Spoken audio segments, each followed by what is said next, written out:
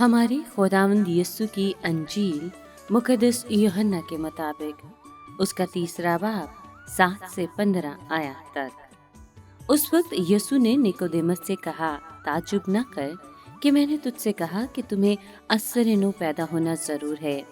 हवा जिधर चाहती है चलती है और तू उसकी आवाज सुनता है, मगर नहीं जानता कि वो कहाँ से आती है और कहाँ जाती है। हर वो जो रूह से पैदा हुआ ऐसा ही है। निकोदेमस ने जवाब में उससे कहा कि ये बातें क्यों कर हो सकती हैं।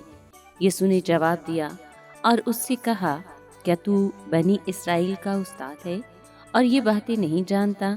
मैं तुझसे सच सच कहता हूँ कि जो कुछ हम जानते हैं वो कहते हैं और जिसे हमने देखा है उसकी गवाही देते हैं, और तुम हमारी गवाही कबूल नहीं करते।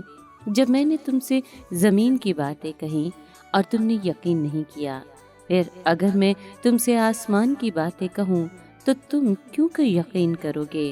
कोई आसमान पर नहीं चढ़ा सिवा उसके जो आसमान पर से उतरा, यानी इब्ने इंसान जो आसमान में है। और जिस तरह मूसा ने सांप को बियाबान में बुलंद किया, उसी तरह ज़रूर है कि इब्ने इंसान भी बुलंद किया जाए, ताकि जो कोई उस पर ईमान लाए हलाक ना हो बल्कि हमेशा की ज़िंदगी पाए।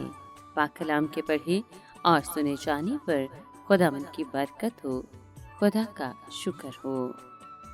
अजीज दोस्तों, आज के कलाम में हम सुनते हैं कि मसीह ने निकोदेमस को नई पैदाइश के बारे में मज़ीद वजाहत दी। मसीह की वजाहत में निकोदेमस ने रूह कुदस के झोंके को महसूस किया। उसका दिल कशिश से मुतासिर हुआ, लेकिन उसका दिमाग उसे महसूस न कर सका और न ही वो इस सच्चाई की गहराई तक पहुंच सका।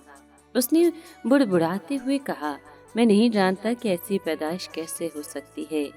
यूं उसने अपनी नाकामी का इकरार किया और कहा कि तू एक मौजिज़ उस्ताद होकर मेरे पास आया, जबकि बाकी लोगों ने अपने आप को नहायत ज़हीन और आला समझकर मुझसे गुफ्तगू करना मुनासिब न समझा। हालांकि तू उन पर सबकत ले गया, फिर भी रूह कुदस के मकासद न जान सका। तुम्हारी इबादत, नजरें और शरीयत की पाबंदी की सारी कोशिश फजूल है। खुदा और इंसान के दरमियान पाई जाने वाली अलहदगी उसी वक्त ख़त्म हो गई जब खुदा का रूह यीशु की शक्ल में मुजस्सम हुआ और इस अलहदगी पर काबू पा लिया। अब भी खुदा अब हमसे दूर और डरने जैसा ना रहा, बल्कि हमारा मुक़र्रब और हमदर्द बना। हैरत इस बात की है कि लोग खुदा की सच्चाई के मुतालिक इस गवाही को समझ ना सके।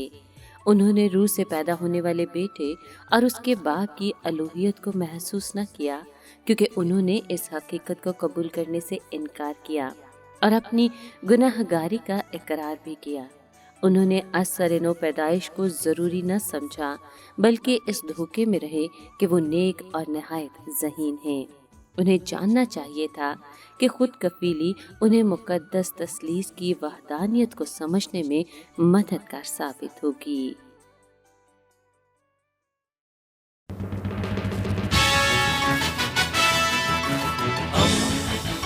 दोस्ती का पैगंबर, रेडियो वेरितास एशिया।